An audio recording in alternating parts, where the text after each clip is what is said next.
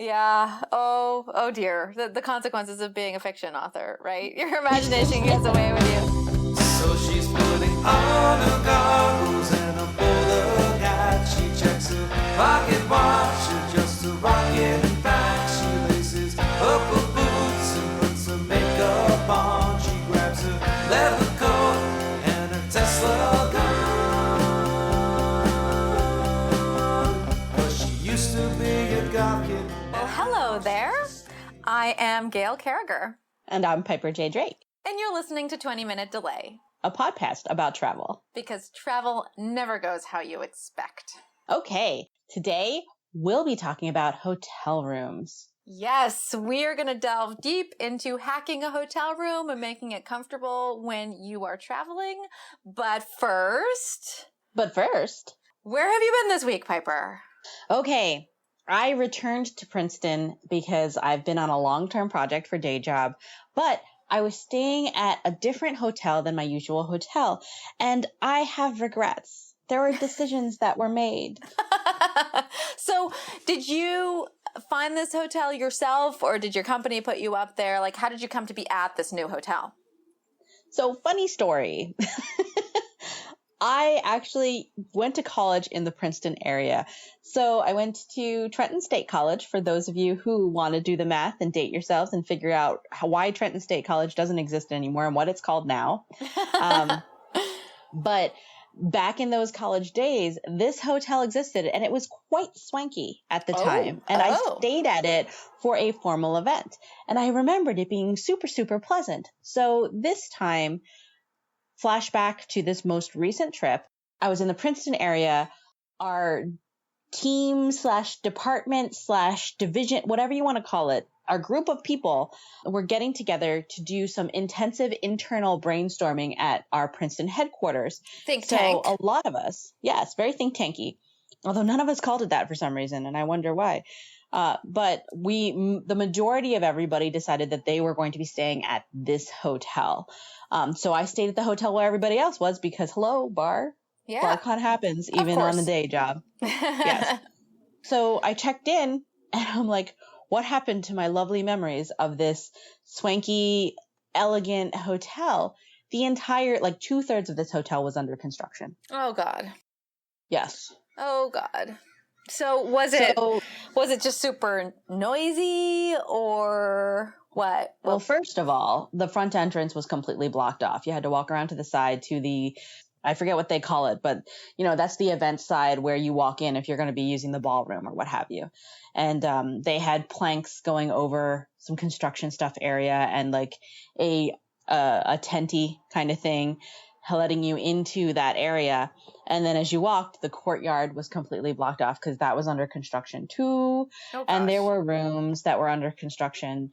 So from about 9:30 / 10 a.m. in the morning until as late as 6 or 7 in the evening, there was hardcore hammering and drilling and sawing and carpet ripping going on in rooms directly above occupied hotel rooms, including mine. Oh dear. Oh, that's horrible. Not only that, I looked out the window. Have you ever watched the movie Predators? No, I have not. So it is a sci-fi movie. It is an older franchise, but Predators in this case has humans who have been kidnapped and dropped on a preserve or reserve planet to be hunted. And of course. And so not only humans, but also aliens of various origins. So they just see these mystery crates that have been dropped, and the tarp from the parachute has fallen over this crate, and you have no idea what's in it or whether what's in it is going to try to eat you. There were a couple of those crates outside my window. Oh, that's scary. Yeah, that was not a pleasant view when I looked out the window. So I just closed my drapes and just didn't think about it. Yeah. Because my imagination. Yeah. Oh dear. The consequences of being a fiction author, right? Your imagination gets away with you. I've had a couple, they don't sound quite so bad, but I have definitely had a couple of times where I have chivied up to a hotel and it's often the lobby that they're overhauling or doing construction on. And I'm just like, what? It's just weird. It puts you in a different completely different frame of mind, because I guess I always think of the hotel as the place of refuge in a strange and way. you want to be immediately put at ease Yeah. and maybe comforted or even impressed by the lobby. Yeah. You know, there's often times that you walk into lobbies, and even if it's a lobby for like just a quick stay or just off the highway stay, and the lobby is always this pleasant place that's nice and super well lit and clean and welcoming. Yeah. Yeah. And it I mean, you can understand why they are often giving lobbies facelifts, right? Because of that. Yes. Because it is the impression that the hotel makes. But it can be very, very unsettling if that initial experience when you're walking into a hotel is off. And especially if you have been in a situation where you know there's construction going on, you're like, oh, here we go again. I think it's happened to me 3 or 4 times now at a hotel. And I don't know. I feel like they should warn you or something, but of course they're never going to do that because then nobody would book in. No, although I should have kind of guessed that something was going on, because normally the rates at this hotel are in the $300 range per night, and they were down to like $105 per night. Oh my gosh. That's usually a sure sign that something's going on, my friends. Oh my gosh, yeah. Yeah, absolutely.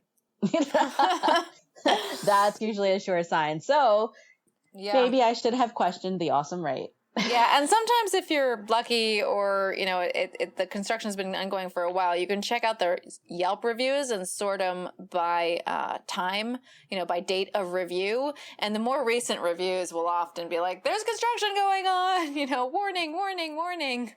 Yes, and they'll let you know whether the construction is disturbing or whether it's, you know, doable. Yeah, and the what is it? Travel. What's the non-Yelp for international? Anyway. Travelocity? No. TripAdvisor. TripAdvisor. There she goes. Nice pull. Someone was yelling at their have iPod. a profile. Yes.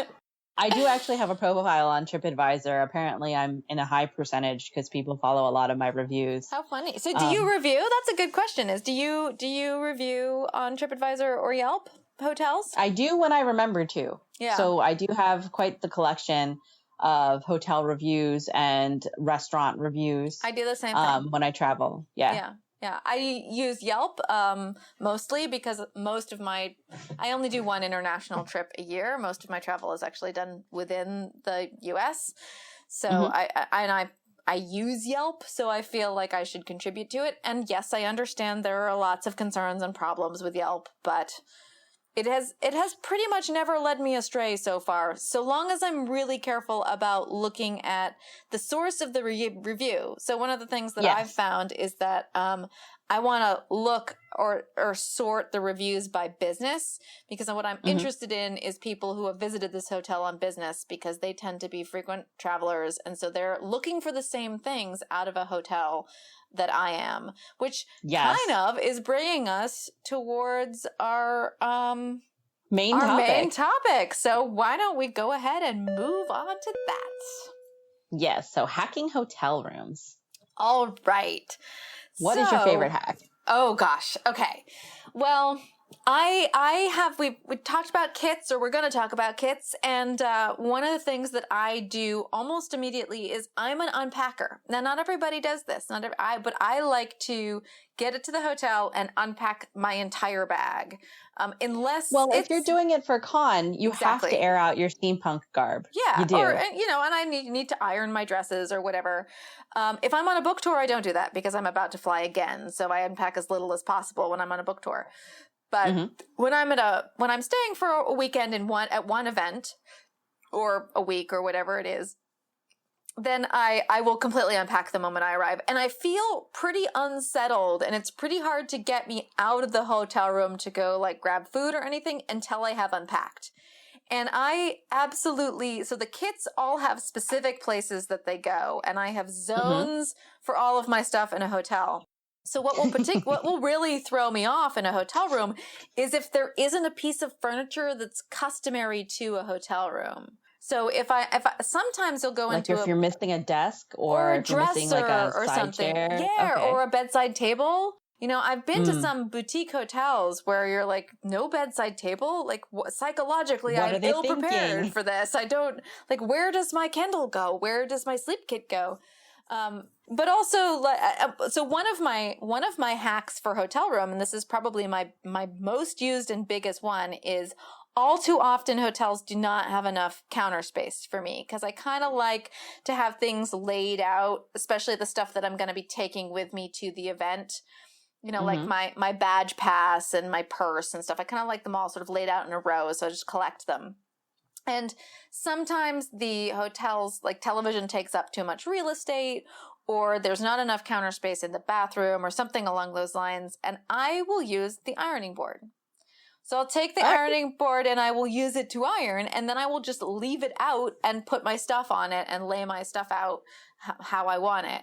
So, and I really like it. It's usually at a nice level for me, height wise. So that is one of my big ones is that ironing board can be more real estate for you to put your stuff on. Now, speaking of ironing boards, I have a question for you. Sure. And this is one of those things that's kind of an ethical thing. Okay. I have travel colleagues who swear by hanging your clothes in the shower to catch the steam so that the wrinkles fall out. Super hot. Yeah. Yeah. I have issues with that because it wastes water, especially when they are like, oh, do it for at least 20 minutes and then take a shower. Are you kidding me? Like, I don't mind hanging my clothes, and I do usually hang like the shirt or the outfit that I'll be wearing the next day in where it can catch steam when I'm already taking a shower. Yeah. Right? If I'm already taking a shower, I'll do that and then trap the steam in the room and leave the shirts hanging in there for, another 10, 20 minutes, but not with the water running. But I've had friends who actually have the water running as they're taking a teleconference. Because they're steaming their clothes in the bathroom while they're on a teleconference, not taking a shower. And to me, that's a waste of water. And I actually think it's quicker to just use an ironing board and not iron. What do you think? I agree. I come from California, so obviously water reserves are it's really hard to get me to, for example, take a long shower at all, because it's been trained in me since childhood that, you get in, you get out as fast as you can. That's just, you just don't waste water like that. So even if I'm in a place that's very wet, I'm not inclined to do that. I will say, however, that I have probably done it maybe 2 or 3 times, and that is specifically in instances where there was no iron. So I could not get a hold of it. I couldn't call down to, again, it's like some small hotel in the middle of nowhere and they only have one iron and one ironing board and they're out on loan to somebody else already or something. So those are the only instances where I have done it. I prefer to iron. I think the iron gets a crisper look anyway from it. But I also, the more I travel with things that don't wrinkle or things that really don't wrinkle badly. I've started to pick and choose, especially my vintage dresses, based on how badly they wrinkle. Like I love Dupioni, which is a kind of raw silk, but I do not travel with it anymore because it just wrinkles so badly, and it's just such a hassle at the other end. So yes, and Thai raw silk. I love Thai silk suits. I'm from Thailand. I get them whenever I go to Thailand. I almost always get one made for myself because the custom tailoring there is quite affordable and the colors are amazing. And so I usually get them, but they're similar to Dupioni in the fact that they have like kind of a rough silk or raw silk look to them. There's texture to them, and they can crease hardcore. So I don't travel with them as often anymore. Although for a while there, you only ever saw me in them during the day, during the business part of writing conventions, like when we were going on panel or when there was like industry discussion going on. I would be wearing those. Beautiful. I've never seen you in one, and we've known each other for years. So maybe someday because we've always run into each other at steampunk cons. So I know, or we're at a retreat where we're all slovenly. Exactly. Pet peeve: people, if you're gonna use the iron, which way I do hope you do, please empty out your iron so you don't have water sitting stagnant in the steam chamber. Awful. I have another piece of advice with the iron, which is when you're first starting out with it, iron the board first, just to make sure there isn't like stuff and weird things caught up like in the rust iron coming out. Yeah, exactly. And I mean, even if you're ironing inside out, which I hope everybody is, some of those stains can really badly get through the dress and or the pants dress or shirt. the shirt or whatever.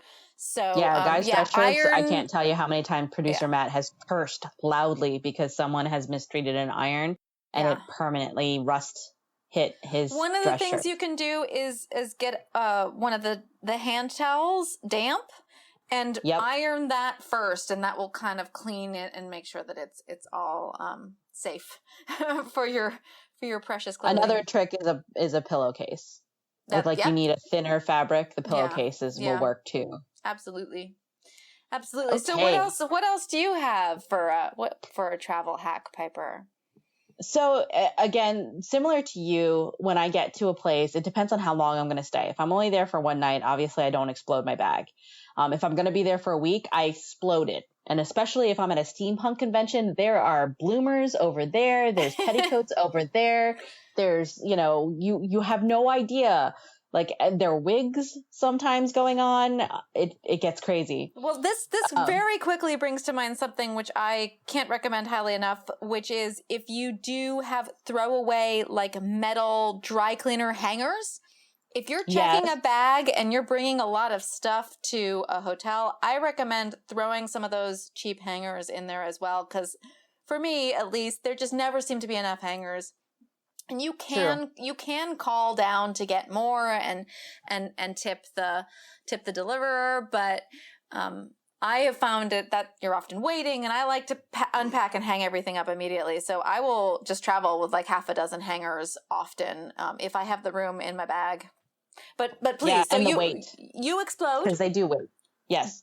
So I explode if I have enough days, 5 to 7 days, and I will explode my bag all over the place to make it home. But one of the things that I do very specifically is I create a day job workspace, because even if I'm on a writing conference or even if I'm on a vacation or writing retreat, I'm always checking in on my day job, because that's just the kind of professional that I am. My writing career and my day job career, I never actually put down and let go. And then that's not healthy. So that is a confession. I understand that. But so I create a day job corner and I create a writing nook somewhere in the hotel room. Are they separate from each other? They are separate. I do not ever use my day job laptop to write. Intellectual property issues. You're traveling with two computers. No, what I do when I'm traveling with a day job laptop is I have my iPad mini currently and a folding Bluetooth keyboard, and that's what I write with. And then, because I'm using my iPad mini anyway in travel and stuff like that for like entertainment or reading, Kindle reading. I have the Kindle app on there. And so I use that for my portable writing, and I have like a little traveler's notebook with my outline in it. With Post-it notes all over it and everything like that. And then day job is my day job laptop and usually my cell phone, my smartphone, because I have dual authentication and all that fun stuff going on with my day job laptop. So they're different nooks. They're different areas. And it's different depending on the hotel room configuration, but usually there's a desk, and that's where the day job laptop goes. And there's some other nook or chair or something with a little table next to it that I can use as my writing nook, or I just write on the bed. Or sometimes I'll just take the writing setup and go to like the concierge lounge or, some other place in the hotel that has a cute little nook. Yeah. Like it just depends on where and what season it is and what seems pleasant to me. And when I'm writing, obviously I don't want people like walking over and doing the thing. So I usually don't park at the bar. I can't understand writers who do that. I have some friends who do, but I'm not one of those. I do this too. So I do segregate the desk area as a kind of business zone, but my business is my writing. So it's everything, but it is where the paperwork goes, the itinerary goes, anything I might like want to write down. I also always have an envelope prepared for my expense receipts and stuff. So that's all kind of in that zone. And I will get, like, this is weird, but confession time, we've already done this. But one of the reasons I don't really like to order room service especially if the room only has a desk, is that I have to clear that space and have the food go there down instead, and that messes with my whole system. So I'd rather just not have room service. Now, room service nowadays, I gotta say, having been a day job traveler for quite a long time, room service is not what it once was. No. Yeah, No. it is. It's so not worth it. It's often cold. It's usually just a more limited menu of whatever they're serving at the bar or the hotel restaurant. It's a little sad. I don't. It used to be such a wonderful, luxurious, spoil me thing to do. And years ago, that's what I would love, is like this spoil me, oh my gosh, I'm ordering room service thing. And yes, it's a little bit more expensive and there's like a service fee, but it's totally worth it because it's luxurious, it's luxe, it's a treat. Now, like there are some hotels, especially the ones attached to airports, that don't even do room service. What they do is lunch boxes that they deliver to your door. And I don't know how I feel about that. That's funny. Yeah, I don't really do it anymore. I mean, I will say it has saved my bacon when I've been super, super sick a couple of times, where I've just been like there. When I was first traveling as an author and doing a lot of events, I pushed myself a little too much and I got sick during a book tour, and I ate a lot of room service during that half of that book tour because I was just running a fever and didn't want to leave my room, and there's usually soup on the room service menu, so I did that a lot. And you need that hydration because you just don't drink as much when you're traveling. Yeah, exactly. Yeah, we've talked about this before, but I never am drinking enough. So one of my other hacks is a big one, and this is also going to be my gadget call out, which is just a great book called Heads in Beds, and I'll talk about it more later. But in his book, he talks about something called the baby brick. And okay, this is giving me weird visuals. Oh yeah. So a brick, I think this is hotel parlance in New York in particular. A brick is $100 tip. A baby brick is $20.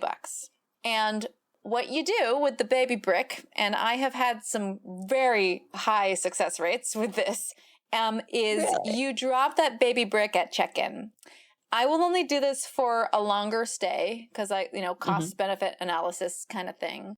So you're standing in the check-in line. You want to look to check in with the person who's not the manager because they're not motivated.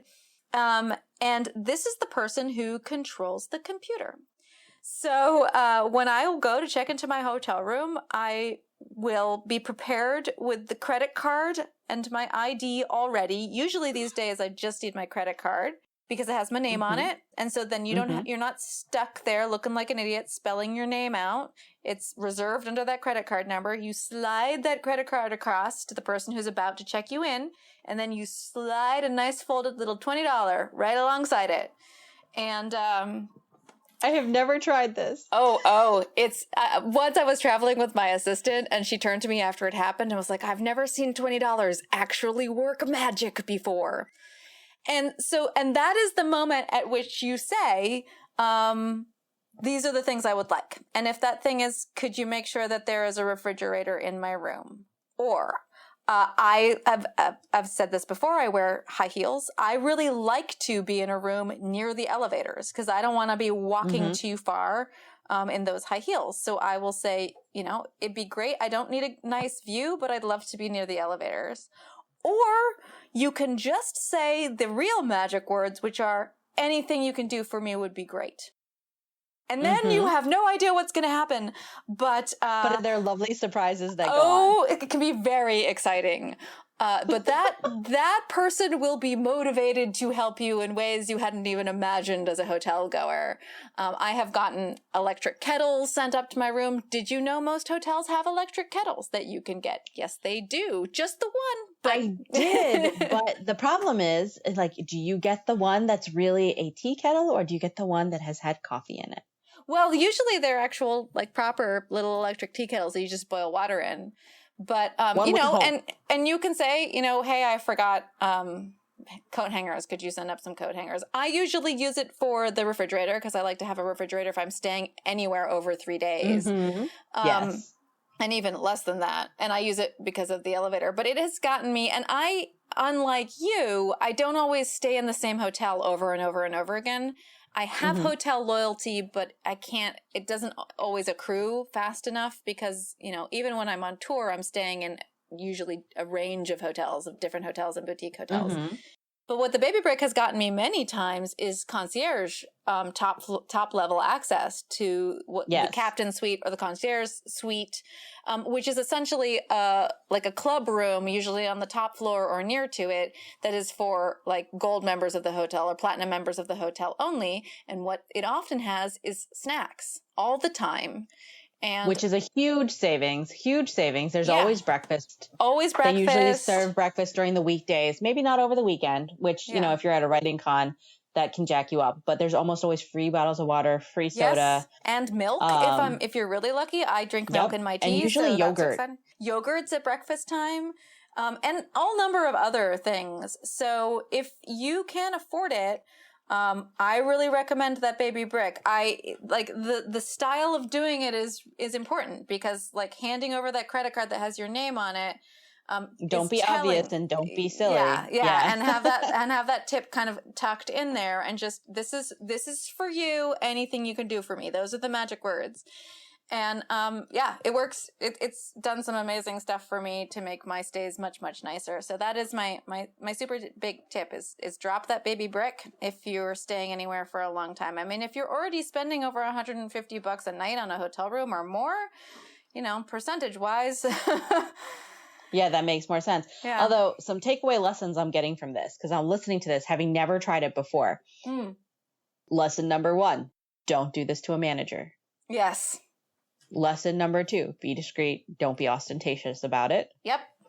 Lesson 3, this is not meant for the kinds of hotels that, like, if you're on a road trip, you pulled off the side of the road and, like, popped into this place. This is more for your $200 a night hotels, like the kinds of hotels that do have concierge lounges. But here is the thing, is I have had by far the best luck, and this is weird, but here it is. I've had the best luck with this at the higher end chain hotels in touristy city center types. So like a place like a Hilton in San Antonio, for example, but that aren't super touristy. So this is not going to work as well for you in some place like San Francisco or New York. You need but Denver, San Antonio, Dallas, like other larger cities, but perhaps not quite so stuck up as some of the super metropolitan high traffic tourists. It seems to work best there. And also it doesn't seem to work as well at the boutique hotels. And the boutique hotels are often monitored and stuff. You need a chain hotel where there's just enough staff so that you get somebody who's relatively new or on the way out, because rotation at these chain hotel staffs is like super high. And you can sneak it in, and that if you mess up and you tip the manager will just return the money to you. They just won't. That nothing awful is going to happen. They'll just be like, I'm sorry, we're not permitted to take tips or something like that, or they'll take it and they just won't do. Yeah, they won't do anything. They won't do much. What I have done, especially at the chain hotels, is your major chain hotels, your Marriotts, your Hiltons, they have a great social media.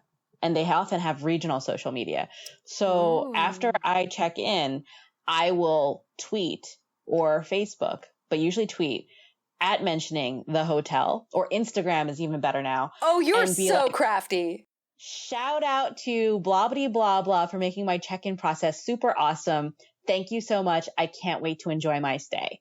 Oh. And they will move heaven and earth to figure out who the hell you are and be like, oh, we really hope you enjoy your stay too. And that's where I get the super cute little like chocolate covered strawberries or like, a lot of times they'll give me like the little slippy thing for a free coffee or a free thing from whatever the hotel marketplace is.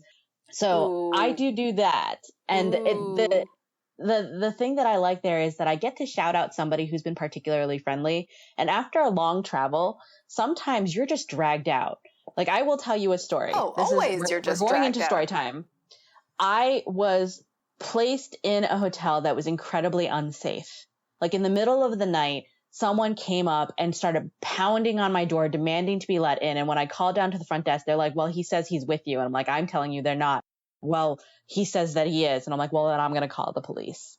Right. Wow. Like I was not going to be staying there any longer. No. Plus, like the place was shady. Like if I had taken an ultraviolet light to the bed covers, we probably would have been horrified. Say no more. Say no more. Yeah. So I immediately checked out the next day. I got, permission from my manager. I basically called up my day job manager while the guy was pounding on the door. Oh my God. And told my manager I'm leaving. Yeah. So I get this is not working. Yes. I get to a much safer, nicer hotel.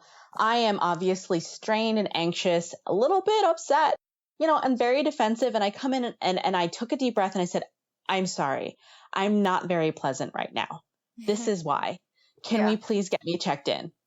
And the person at the hotel was so sympathetic that he made sure to get me on the concierge level, give me access to the concierge, whether I deserved it or not. He didn't bother. He didn't care. He just gave me access anyway. He also had chocolate strawberries sent to my room and asked me if I was the type of person that preferred wine or if I preferred tea. He had both sent up to my room. Oh, that's so sweet.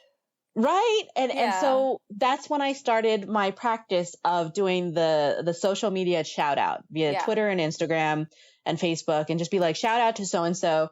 I had a horrible travel getting here, but the minute I got here, he took care of me or she took care of me. And even filling out those cards too. If you're not on social media or you're not big on doing that sort of thing, they have the cards and they're really important. The managers do read those always. So like if your room is particularly spotless or you had a fantastic check-in experience, or, I was in Singapore recently and the guy who was at our breakfast buffet was just the greatest guy ever. I'm a super foodie, and the breakfast buffet in Singapore at this fancy hotel that was attached to the event I was at was just insanely good, but it was full of these crazy foods that I had never eaten before, and I didn't know what they were. I ate them, but then I had to find out what it was. And this guy totally put up with me constantly being like, "What's this thing? How do you say that? Which culture is it from?" And and he was totally awesome. So, when we left, we just said we loved this guy. He was our breakfast buddy, and he was so sweet and a big smile whenever we showed up, and he remembered us and what our coffee was from day to day. And so, and that is, it's great. Yeah. It looks really good on their record. This is a customer service job. So if you take the time to say something nice about someone who is doing customer service, then you really have made their week and possibly their month. And I will also say this too. When it comes down to it, let's face it, travel being what it is, there are always things that go wrong. There are always things that are very justifiable that you complain about them. So I also think that because I'm generous with giving shout outs where they are deserved, when I complain, I am taken seriously because I'm not just a perpetual whiner. I am not just a perpetual person who only ever reports something when it's negative. They can see based on my record and my history, because I guarantee you every single chain has a record of you if you have a rewards number. Yeah. They can see that I give shout outs where they are deserved and positive feedback where it's deserved. So if I'm complaining about something, it must have gone really wrong. Yeah.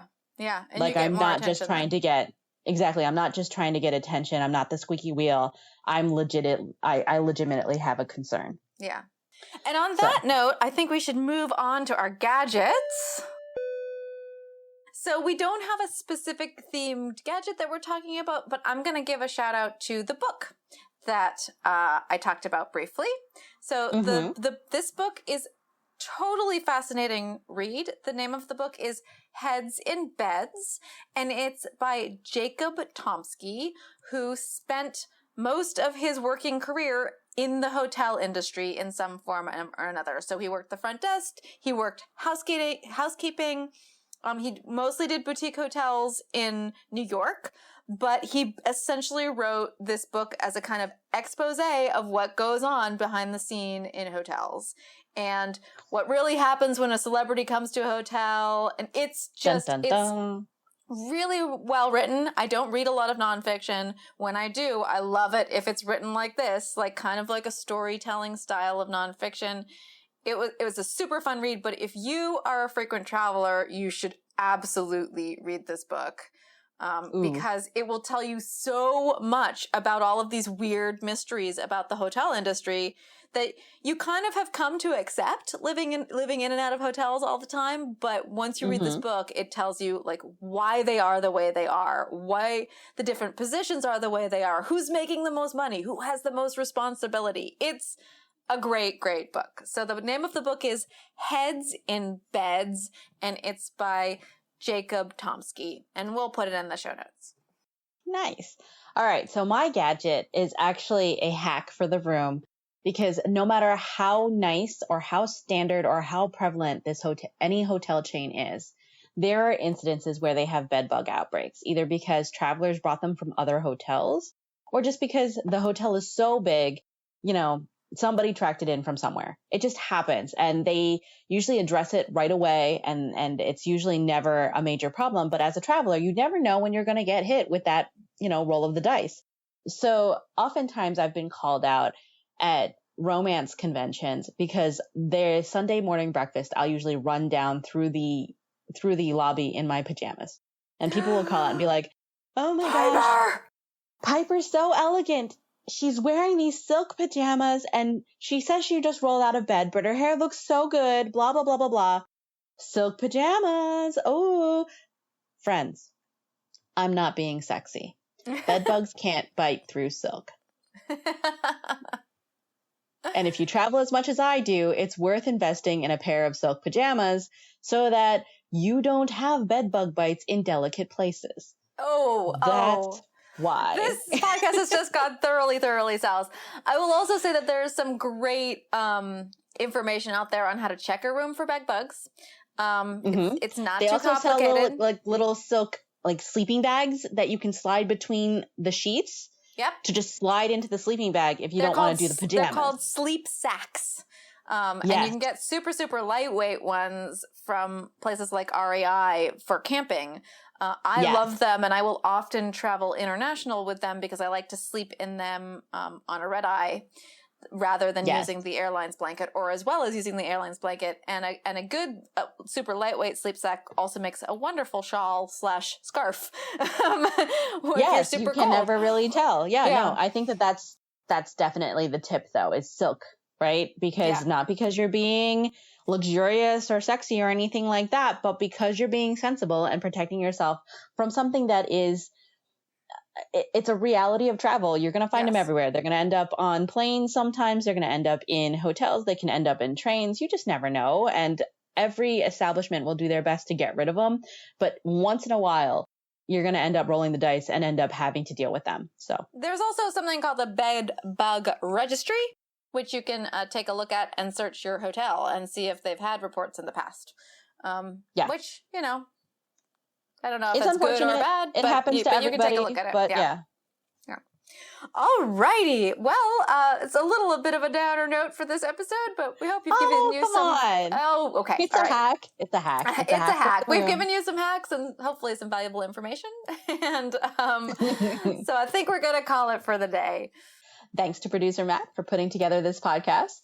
Thank you to John Anelio, who loaned us the fabulous music from his song, Steampunk Girl. Thanks to Brian Lincoln, who cleaned the audio up for us. This has been Piper J. Drake. And this has been Gail Carriger. Happy travels. Bye-bye. So she's putting on the goggles and a guy. She checks her pocket watch just to rock it back. She laces up her boots and puts some makeup on. She grabs her leather coat and a Tesla gun. 'Cause she used to be a goth kid, but now she's a steampunk. She used to be a goth kid, but now she's a steampunk. She used to be a goth kid, but now she's a steampunk.